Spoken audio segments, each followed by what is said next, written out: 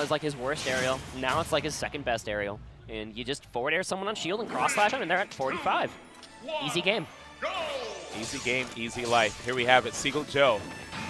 Yep, already looking for that forward air, but it looks like Blade, that's all he was expecting, just to get that down tilt, which, you know, down tilt's such a great tool with Cloud. Able to pop the opponent in the area, low profiles quite well too, and if I'm not mistaken, the legs with the invulnerability, it works out very well to Cloud's benefit. Beautiful interception too. You get a lot of damage off of that cross slash, man. Oh yeah, that move still hurts like a truck. It'll eventually kill in this game even without limit, which is a pretty wacky change, if you ask me. But just fading back with these forward airs and back airs, that's going to be the name of the game for Blade. His limit's already charged. It charges faster in this game, but it does disappear after 15 seconds. That is one of the most notable nerfs to Cloud. And because of that, he's going to have to find a reason to use it early. Oh, and wanted to pop it right there, but you saw no limit on that cross slash. And it's tough, right? Because against a lot of times players will just go for a random blade beam, but you're facing off against Wolf, who has a shine. And that shine basically tells you, I'm going to have to probably keep this limit in my pocket and not burn it too soon.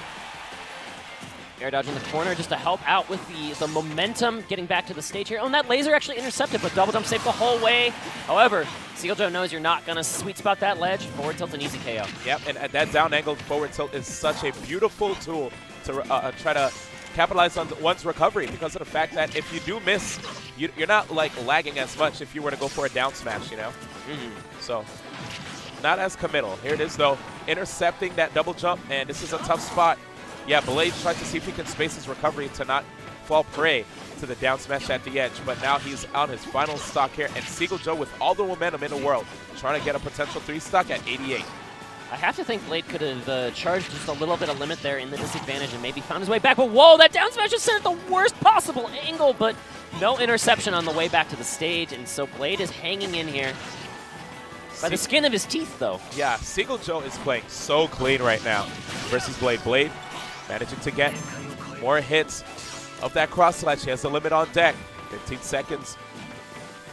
And Seagull Joe, a very patient player in his own right. He's going to find a way to wait out these 15 seconds, but all right, the trigger is pulled.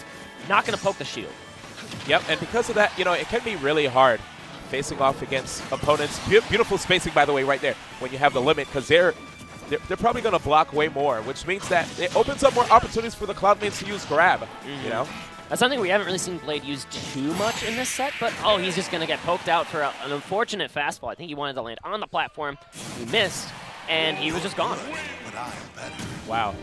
Very dominant gameplay right there by Seagull Joe against Blade, man. And Blade, I don't think he was necessarily playing bad, but there was definitely one moment I remembered on, if I'm not mistaken, Seagull Joe's first stock, when Blade was able to actually try to like force Seagull Joe to land on top of him, and he could have went for like an up smash, but instead Seagull Joe just kind of landed in front of him and just took the control. And ever since then, I noticed, I was like, all right, Blade's not doing a good enough job of keeping Seagull Joe in disadvantage, or at least capitalizing more off of Seagull Joe being in a disadvantaged state, you know?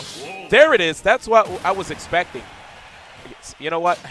I have no qualms with this, man. After seeing him not get the W with Cloud, maybe he'll do better with Wolf the second time around. Here we go, Game 2 on Pokemon Stadium 2. The Ditto. So I don't think I've actually commentated the Ditto yet in this game. It's kind of wacky considering how popular the character is. My first time too. But we definitely know what both characters are, what they have at their disposal. And you could see right now just a lot of spacing. They both have similar game plans and are just trying to see who can at least push the other towards the edge, right? Okay, right now. Okay, I like that attempt already right now. You could see Seagull Joe, again, attempting to assert his dominance. He does a really good job of trying to find ways to sneak in those back airs time and time again. But Blade, okay, getting a good juggle in, trying to turn things around, but that forward tilt just comes out so fast on the right side. It's going to really relieve a lot of pressure for Seagull, who now holds that center Pokeball. Okay, we have the down throw right there, and I saw Seagull walk forward a little bit, and then he waited just to see if there was going to be a double jump from Blade. Again, because he catches a lot of good back airs time and time again. Pulling back. That double jump off the ledge is just what Wolf wants to do, right? That's one of his best kill options. You see it kills from center stage at about 120 or so. That move just hurts like such a truck. And now Seagull Joe in a great spot.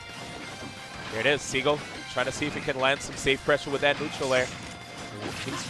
He's catching Blade as Blade attempts to go for forward airs of his own, it seems. Seagull Joe understands the game plan, and he's like, I'm just going to beat you to it.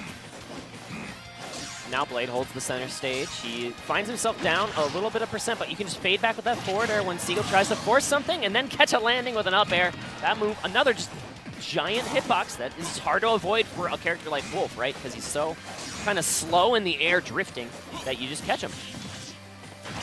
Okay, nice. You see Seagull Joe again just pressing his advantage, but I feel like Blade, it's kind of more comfortable here. I'm seeing it. Missing a grab opportunity though right there. Could cost him. That would have been some free damage on the board. Okay. Blade has really not been favoring grab this entire set. Even with the Cloud, I don't think I saw him go for a grab. With this Wolf, he hasn't really been going for grabs. So you have to, if you force someone to shield, you have to beat the shield. That's the classic, you know, weapons triangle in air quotes in fighting games. I agree. Okay, Blade going for a laser right now, slowing down his pace right here. I like the attempt, but again, Seagull Joe getting the back air. He's just one stock away from getting a 2-0 in this set. Nice spot dodge, trying to get a down smash, but a little too late on that tech chase. But now Blade trying to respond right back. I like the just fades back and forth. See, he knows the character. He's not getting fooled by these. And now he finds some time to laser. And seeing the fact that Seagull Joe is so strong with Wolf, it might be the reason that Blade did not want to pick the Ditto in the first place. In any event, let's see, Blade looking for openings, respecting Seagull Joe, understands the range of Wolf. A good spot dodge just to avoid the landing catch from Seagull. Yep, that was all to try to get center stage right there for Blade. But Seagull Joe infiltrates right here. Double jump gone. And now he's stuck in the air, but he was able to at least land in the nick of time on that plat. Wolf can cover those platforms, so his landing on there is not a sure thing in the slightest. And that's a weird interaction. You see, I think the lasers just go through each other. Yeah, just like right past. It's crazy. Oh, landing on stage though. Blade getting the punish, and Seagull Joe with no fear. That's the thing about Wolf is sometimes people say just edge guard him, but his moves hurt so much if you just misspace it slightly.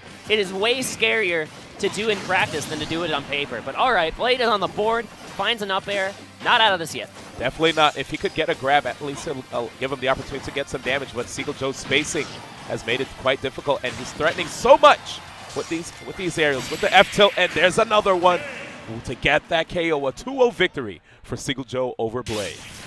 Looks confident in the Ditto. Looks like he understood the character, and there you have it. He's been playing Wolf for longer than most people in this room, going back many, many, many years.